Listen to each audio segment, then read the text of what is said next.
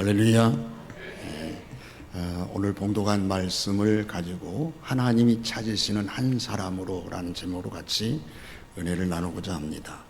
여러분, 우리가 잘 아는 고은 목사님의 간증집에 보면 목사님이 젊어서 결핵이 심하게 앓았다고 합니다. 치료를 위해서 고향에 가서 요양을 할 때 어느 김 집사님 한 분이 그에게 성경책을 주었다고 해요. 그 집사님은 이북에서 피난 오실 때 전쟁 중에 오른손이 다쳐서 못 쓰는 50대 부인인데 그가 이렇게 말했어요. 훈아, 내가 살려고 주님께 나왔구나. 우리가 내가 구원받도록 많이 기도했다. 한경직 목사님, 김창인 목사님 같은 분도 결핵을 앓았지만 예수 믿고 목사 되신 분들이다. 너도 후일 목사가 되라고 결핵을 주신 것 같다. 이 성경책은 내 보물이다. 이제는 네가 읽고 꼭 목사가 되거라. 그렇게 말하면서 성경책을 선물로 주었다고 합니다.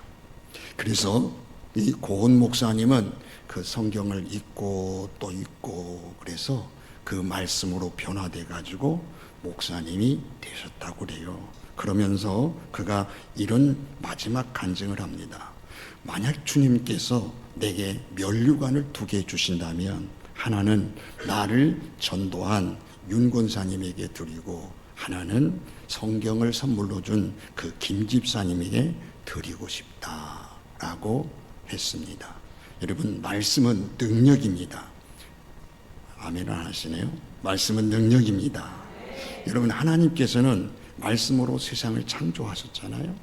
하나님 말씀에는 창조의 생명과 능력이 담겨져 있어요. 그러므로 여러분, 신앙생활에서 가장 중요한 일은 무엇일까요? 하나님의 말씀을 읽는 것과 그 말씀을 붙들고 그 말씀대로 살고 싶어 해서 기도하는 것입니다. 그러나 여러분, 말씀에는 이와 상반된 또 하나의 성격이 있습니다. 말씀이 우리의 마음을 찔러 쪼개기까지 한다 그랬어요. 그래서 여러분, 말씀을 읽을 때 많은 사람들에게 찔림을 받습니다. 어떤 때는요, 마음에 괴롭고 두렵기까지 합니다. 그래서 하나님의 말씀은 좌우의 날선 어떤 것보다 예리하여 혼과 영과 관절과 골수를 찔러 쪼갠다. 여러분, 우리가 하나님 말씀을 읽을 때 두려움을 가지고 마음의 불편함을 느끼는 이유, 우리가 하나님 말씀대로 살지 못했기 때문입니다. 오히려 하나님의 말씀을 무시하고 우리 뜻대로 우리 욕망대로 살았기 때문일 수 있습니다. 오늘 말씀, 여러분, 하나님께서 예레미야를 통해서 유다 백성들을 무섭게 찌르는 하나님 말씀입니다. 9절 말씀에 보면 이렇게 말하고 있어요. 여호와의 말씀이니라. 내가 어찌 이 일에 대하여 벌하지 아니하겠느냐. 내 마음이 이런 나라에 보복하지 않겠느냐 라고 말씀합니다. 지금 하나님께서는 백성들을 벌하겠다는 거예요. 백성들을 보복하겠다는 말씀을 하고 있습니다. 여러분, 이 말씀을 받은 백성들의 입장에서 얼마나 두려웠겠어요. 하나님께서는요, 이토록 두려운 말씀을 하신 이유가 무엇일까요? 왜 하나님의 백성들이 이런 책망을 받아야 됐을까요? 그 이유는 백성들 중에 하나님이 찾으시는 사람이 없다는 거예요. 여러분, 하나님께서 어떤 사람을 찾으셨나요? 1절에 이렇게 말하잖아요. 너희는 예루살렘 거리를 빨리 다니며 그 거리를 그 넓은 거리에서 찾아보고 하라. 너희가 만일 정의를 행하며 진리를 구하는 자를 한 사람이라도 찾으면 내가 이 성을 용서하리라. 여러분, 하나님 보세요. 하나님께서 정의를 행하고 진리를 구하는 사람을 찾으셨어요. 여기서 정의를 행하며 진리를 구하는 사람이란 하나님과의 언약의 마음을 품고 살아가는 사람을 말한 거예요. 여러분, 하나님을 경외하는 원리로 살아가는 사람을 말합니다. 그런데요, 그런 사람을 지금 찾고 계신단 말이에요. 문제는 뭐예요? 그런 사람이 없다는 거예요. 하나님이 찾으시는 사람은요, 수천 명, 수만 명이 아닙니다. 겨우 한 사람인데 그 한 사람이 없다는 거예요. 그것도 여러분 보세요. 이방 나라, 저 아프리카 그런 나라에서 찾는 것도 아니잖아요. 하나님의 백성이라고 자부하는 유대 백성 중에서, 그것도 거룩한 도시 자부하고 있는 예루살렘에서 하나님이 찾으시는 한 사람이 없다는 거예요. 여러분 창세기 18장에 보면 소돔 고모라 성이 의인 10명이 없어서 망하는 모습을 볼 수가 있어요. 그 말씀과 비슷하게 유다에는요, 하나님께서 찾으시는 한 사람이 없는 거예요. 그렇다면 여러분, 유다의 예루살렘에 왜 하나님이 찾으신 사람이 없었을까요? 여러분, 예루살렘은 하나님을 섬기는 종교가 없습니까? 하나님께 대한 제사가 없습니까? 이런 지경이 된 것은요, 종교도 제사도 없기 때문이 아닙니다. 오히려 모든 것이 다 갖추어 있습니다.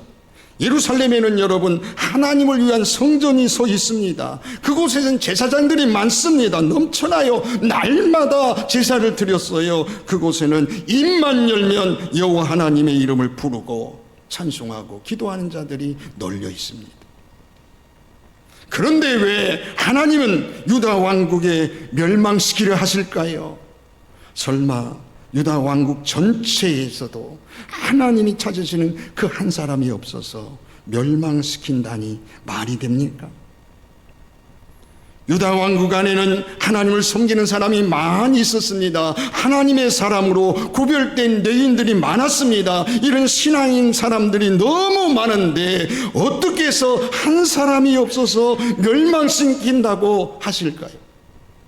이것은요, 그들을 무시하고 업신여기는 음성이 아닐까요?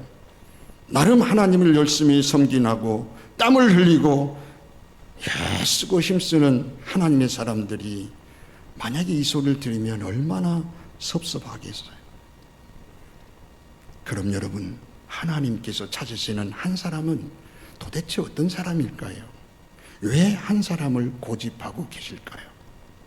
정말 하나님께서 찾으시는 사람이 단 한 사람도 없었기 때문입니다.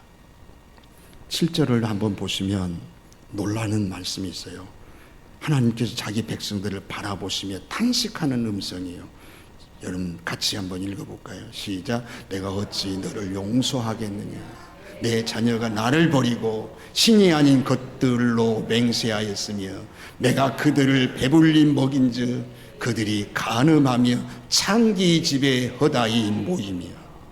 이 무슨 말인가요? 저는요, 이 말씀을 읽으면서 너무 가슴이 아파요. 보세요. 하나님께서 그 백성들을 배불리 먹였어요. 그 자녀들까지 돌봐주셨는데 그들은 하나님을 버리고 다른 길을 갑니다. 그런데 한 사람, 단 한 사람도 하나님을 제대로 섬기는 자가 없다는 거예요. 그래서 진노하시겠다는 겁니다. 그래서 이들에 대한 하나님의 결정이 9절입니다. 여러분 9절을 한번 보세요. 결정이 9절 다 같이 읽어볼까요? 시작. 하나님 여호와의 말씀이니라 내가 어찌 이 일에 대하여 벌하지 아니하겠으며 내 마음이 이런 나라에 보복하지 않겠느냐. 결국 그 결과요, 유다는 BC 586년에 바벨론에 의해서 완전히 멸망을 당합니다. 왕과 귀족들이 포로로 끌려갔습니다. 70년 세월 이방 땅에서 이방신의 신앙적 위협을 견디며 살아야 했습니다. 나라를 잃어버리고 신앙의 자유마저 빼앗기고 가정들은 다 무너지고 아픔을 겪어야 했습니다. 역사적인 사실입니다. 다시 한번 여러분, 하나님의 눈에 벗어난 이들의 모습을 좀 더 구체적으로 설명을 해보겠습니다. 1절에 보면 정의를 행한 것과 진리를 버렸다고 했어요. 여기 정의와 진리는요, 하나님의 방법대로 전혀 살지 않았다는 말입니다. 이들의 마음과 생각에 하나님의 말씀이 전혀 들어있지 않았다는 얘기입니다. 그렇다면 저들은 어떻게 살았을까요? 예? 자기 마음대로, 자기가 하고 싶은 대로 절제 없이 타락의 삶을 살아왔다는 거예요. 신이 아닌 것들로 맹세를 하고, 여러분, 창기집에 허다히 모여 행음하고, 집집마다 말로 표현할 수 없는 죄악들이 넘쳐났다. 2절에 보니까 뭐라고 했어요? 그들의 신앙이 껍데기뿐이었다는 거예요. 2절 한번 읽어보세요. 시작. 그들이 여호와께서 살아계심을 두고 맹세할지라도 실상은 거짓 맹세니라. 문제는 바로 여기에 있어요. 그들은 모든 것을 여호와의 중심으로 했고 여호와 이름으로 맹세했어요. 하나님을 입에 달고 살았어요. 그 모든 것이 그런데 다 거짓이었다는 거예요. 형식뿐이었다는 거예요. 입으로는 여호와를 불렀지만 마음에서는 모르다. 바로 이것이 백성들이 하나님을 경외하지 않았다는 증거입니다. 모양은 그럴싸하게 여호와를 섬기는 것 같았는데 마음에는 딴짓을 하는 거예요. 여러분, 정말 살아계신 하나님을 생각한다면, 정말 하나님을 믿는다면, 여호와 이름을 통하여 그 이름으로 맹세했다면 어떻게 거짓 행하거나 악을 저지를 수가 있을까요? 그들의 마음이 하나님을 향한 참 믿음이 없었기 때문에, 하나님을 인정하지 않기 때문에 이런 일이 벌어진 거예요. 그들이 차라리 난 하나님을 누군지 모르겠다, 난 하나님을 믿지 않는다 라고 말하는 사람보다 더 악했다는 거예요. 악했다. 그들의 위선과 거짓까지 더해진 불신앙의 죄를 짓고 있었다라는 겁니다. 하나님의 전에 와서 신앙 고백을 했는데 그 입술로만 중얼거리는 거짓말이었다라는 겁니다. 잠시 예배하는 시간만 신자인 척 앉아서 이것도 저것도 하는 것처럼 보였지만 모두가 거짓말, 거짓 행세였다. 하나님의 눈에는 제대로 예배하는 자가 단 한 사람도 없었다. 얼마나 기가 막힙니까? 그러면서 하나님이 에레미야야, 네가 직접 나가서 제대로 된 단 한 사람이라도 있는지 찾아보라는 거예요. 3절 4절에 보면 그들의 마음은 하나님을 떠났고 완악하기가 여러분 바윗돌보다 더 단단했다, 그렇게 소개하고 있습니다. 어이가 없잖아요. 주님의 눈이요 진리를 찾고 있는데 그들은 하나님께서 치셔도 아픈지를 모르는 거예요. 이미 마비되어 깨닫지 못한다는 거예요. 꾸중을 들어도 귀로 들리지만 가슴으로는 와닿지 않는 거예요. 하나님께 돌아오기를 싫어하는 거예요. 그래서 이들은 비천했다, 어리석다 그랬어요. 여러분, 비천 무슨 말인가요? 경제적 가난을 말하는 게 아니에요. 영적인 빈곤을 포함 총체적인 빈곤을 말하는 거예요. 어리석다, 지식이 없는 것을 말하는 게 아니라 마땅히 깨달아야 될 것을 깨닫지 못하는 그런 모습을 말하는 겁니다. 이러다 보니까 여러분, 그리스도인들이 사회에 빛이 되지 못하는 거예요. 정직을 말하는 사람은 많지만 정직하게 살지는 않는 거예요. 소금, 세상에 소금이 되자 말은 하지만 이미 맛을 잃은 소금과 같은 거예요. 이스라엘 백성들은 얼마나 완악했든지 하나님께서 야단을 치셔도 끔찍도 안 하는 거예요. 야단을 쳐도 끔찍도 안 하는 거예요. 하나님께서 진노하셔서 그들을 벌을 내셔도 전혀 요동을 하지 아니하는 거예요. 그들의 얼굴이 얼마나 뻔뻔하기로 바위보다 더 단단해졌다고 성경은 표현하고 있습니다. 더 이상 그들에게서는 하나님에 대한 두려움도 경외심도 남아있지 않는 모습입니다. 그런데 더 심각한 것은요, 지도자들도 예가 아니었다. 여러분 5절을 한번 읽어보시면 이렇게 말하고 있어요.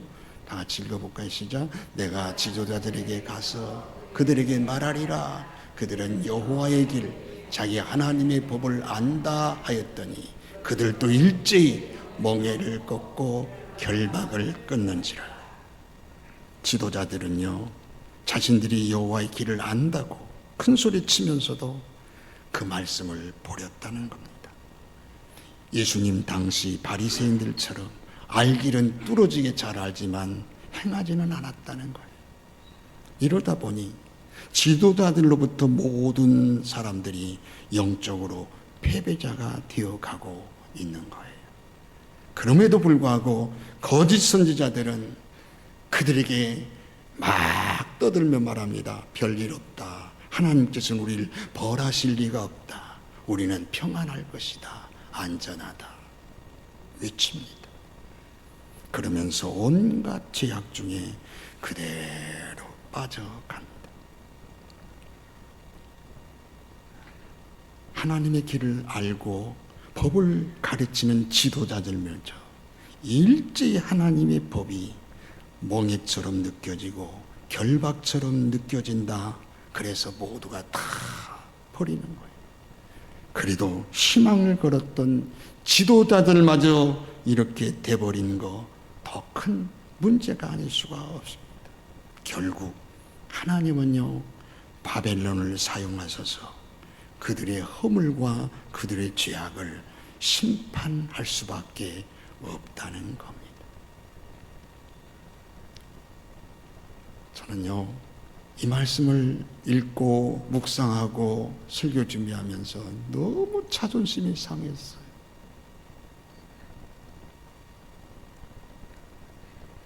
지금 이 민족과 이 민족의 교회를 바라보시는 하나님의 시선이 어떤 모습일까?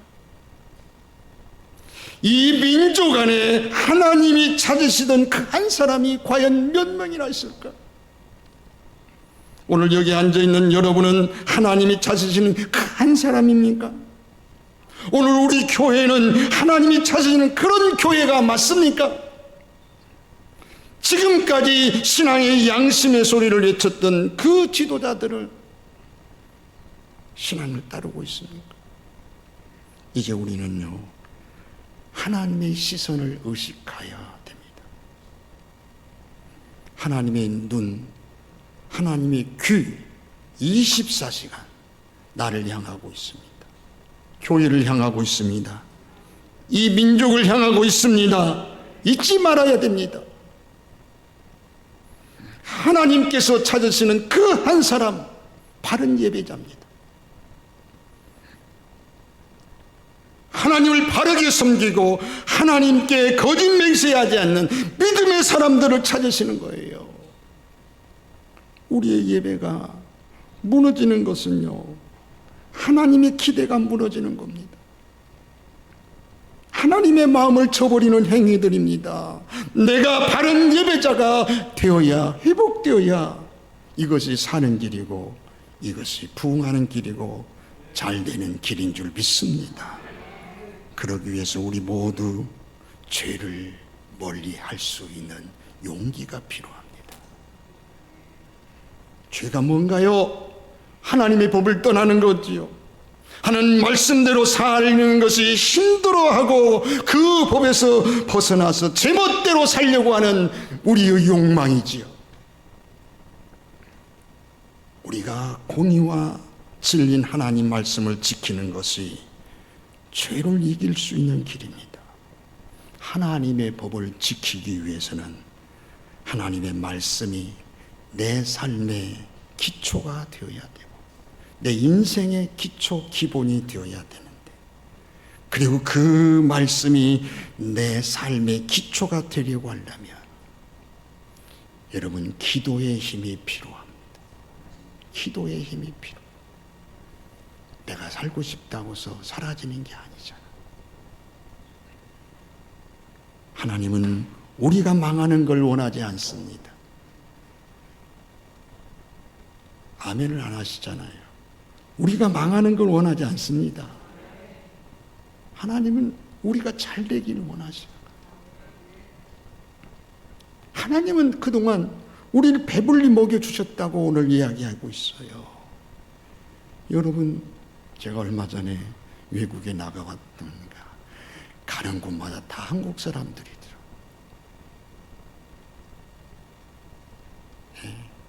이 나라가 그만큼 잘 사는 나라예요. 하나님 복을 주신 건 분명해요. 그런데 여러분, 앞으로 더 평안한 복을 사는 것이, 앞으로 더 하나님이 이 민족을 통해서 더 복되기를 원하는 것이 하나님의 심정이요 하나님의 뜻입니다. 그런데 정말 더 중요한 것은요, 우리가, 저와 여러분이 하나님의 눈밖에 벗어나면 안 된다는 거예요. 하나님의 눈밖에 벗어나면 안 된다는 거예요. 오늘 이 말씀을 읽고 있는 우리는요, 좋은 사람들이고, 오늘 말씀 본문에 있는 예레미야 당시 유다 백성들은 다 나쁜 놈들이고, 그럽니까? 그렇게 말씀하기에 우리 자신이 하나님 앞에 너무 부끄럽잖아요. 이 말씀을 비춰본 유다 백성들의 모습 속에 우리들의 모습은 없습니까?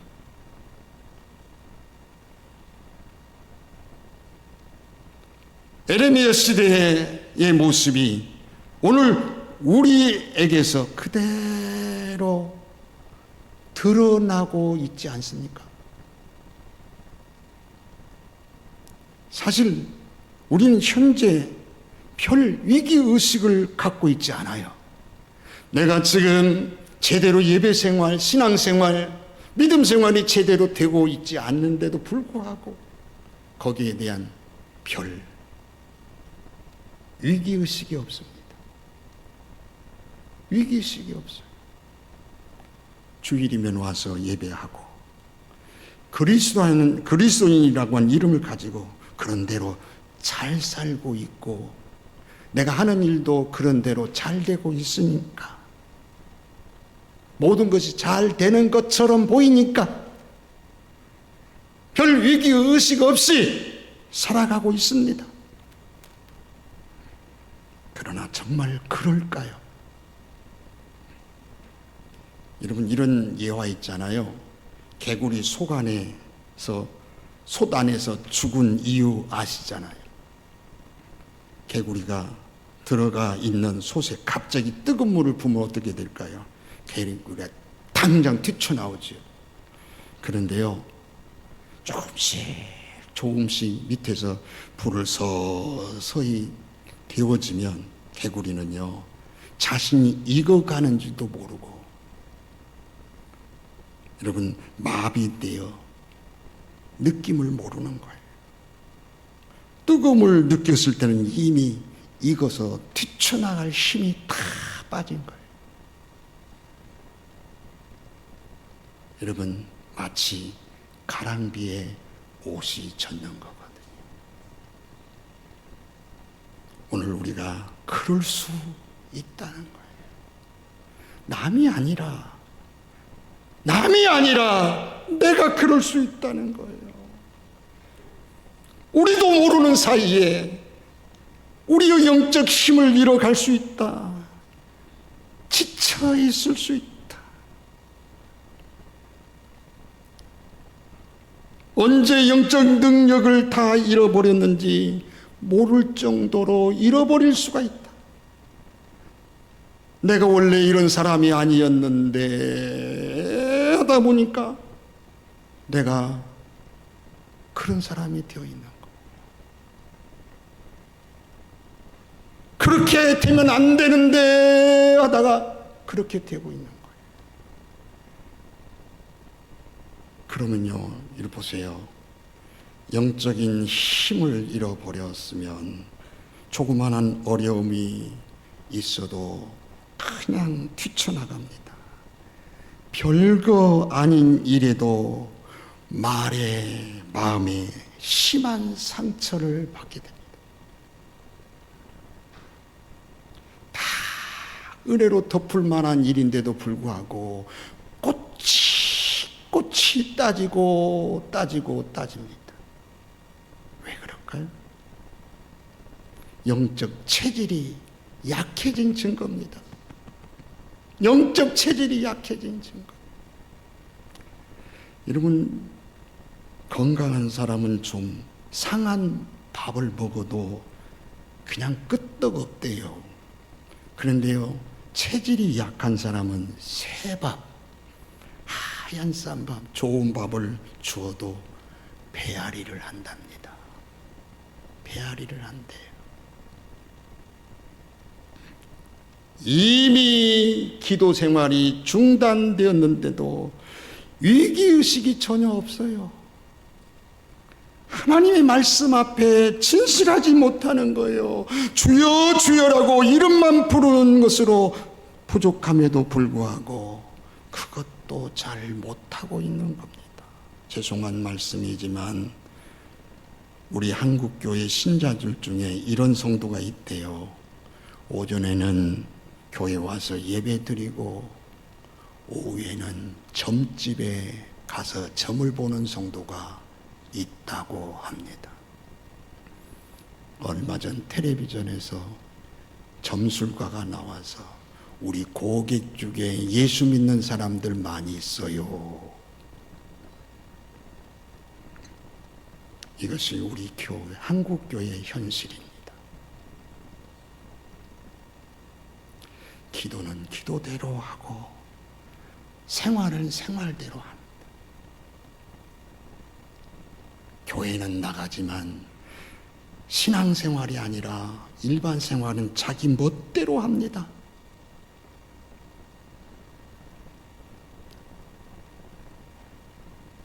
사실요, 신앙생활 하면서도 성령의 능력을 경험하지 못하고 신앙생활한 사람 많습니다.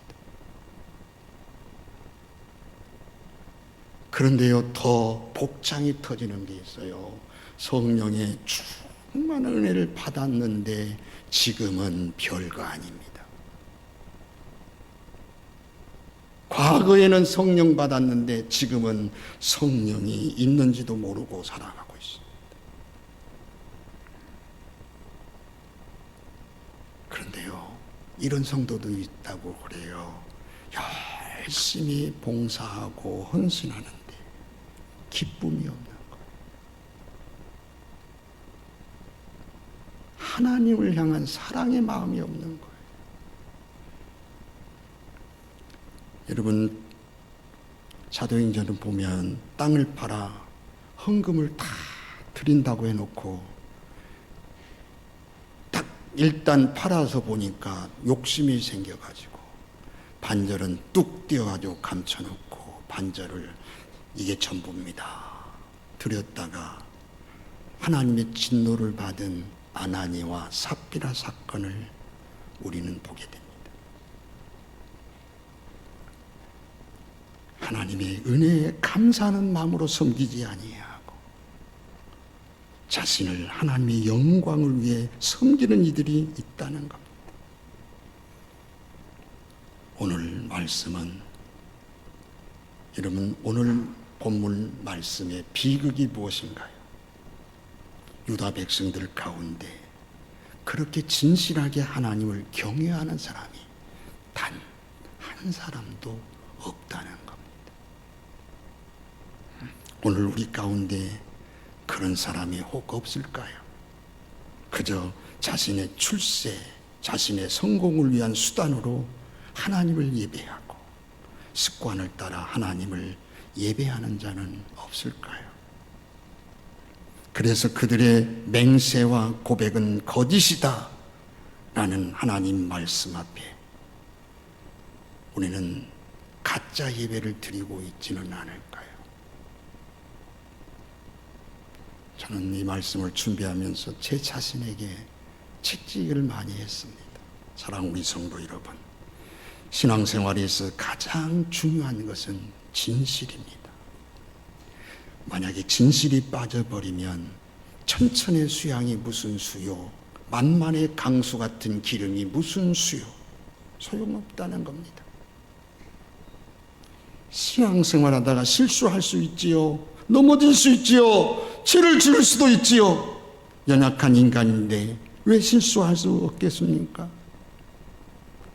그런데요, 잘못을 했으면 잘못했다고 인정하지 아니하고 죄인하고 고백하지 아니하고 진실이 없는 형식적인 고백만 있다는 겁니다. 하나님 앞에 진실이 중요합니다. 다윗도 모세도 실수 많았습니다. 큰 죄 저질렀습니다. 그러나 그들은 다 정직했어요. 자기가 죄를 지었다고 인정했습니다. 하나님 앞에 솔직했어요. 하나님이 오늘 그렇게 솔직하게 고백하는 사람을 찾으시는 거예요. 그런데 그런 사람이 없다는 거예요. 여러분, 하나님은 지금 거짓말 한 번도 해본 적이 없고 오직 선을 행하는 정의의 사도 같은 사람을 찾으시는 거 아니잖아요. 자기가 죄인인 것을 진정으로 회개하고 뉘우치고 고백하는 그 한 사람을 찾으시는데 그 한 사람이 없다는 거예요. 이제 이 시간 우리는 결단해야 됩니다. 저는 이 말씀을 통해서 두 가지만 결단을 여러분들에게 요구하고 싶어요. 첫 번째 결단은 신앙의 양심에 부끄럽지 않도록 살아보자는 겁니다. 신앙의 양심에 부끄럽지 않도록 한번 살아보자. 두 번째는 코란데오라고 하는 의식으로 살아보자. 코란데오가 뭡니까? 하나님을 의식하는 겁니다. 저는 자동차를 차고 하다가 카메라를 의식을 많이 합니다. 100km 달리다가도 60km 딱 그러면 딱 60km 맞춰서 차분하게 갑니다. 카메라가 무섭죠. 제가 성경 공부하다 그런 질문을 했어요. 하나님이 무섭습니까? 카메라가 무섭습니까? 여러분들은 카메라가 무서워요? 하나님이 무서워요?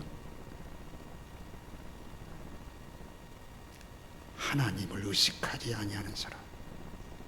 사람 앞에서는 잘하는 척하지만 하나님 앞에 우리의 생각과 마음, 심장부까지 다 꿰뚫어 보신 하나님 앞에는 아무렇지 않게 살아가.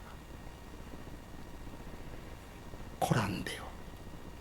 하나님을 의식하는 삶. 그런 삶을 살아간다면 저와 여러분들은 살 것입니다. 잘 될 것입니다. 복될 것입니다. 하나님이 찾으시는 그 한 사람으로 하나님께 영광을 돌릴 수 있을 줄 믿습니다. 우리 한번 옆 사람에게 한번 제목을 가지고 인사합시다. 하나님이 찾으시는 그 한 사람이 됩시다. 네, 좀 더 강하게 한번 해보세요. 옆뜻은 합니다. 다시 하나님이 찾으시는 한 사람으로 삽시다. 시작. 예, 좀 찔림이 오지요? 예, 찔림이 오시죠? 예, 오늘 찔림을 받고 다시 한번 하나님 앞에 찬송하고 기도하는 시간 되었으면 좋겠습니다.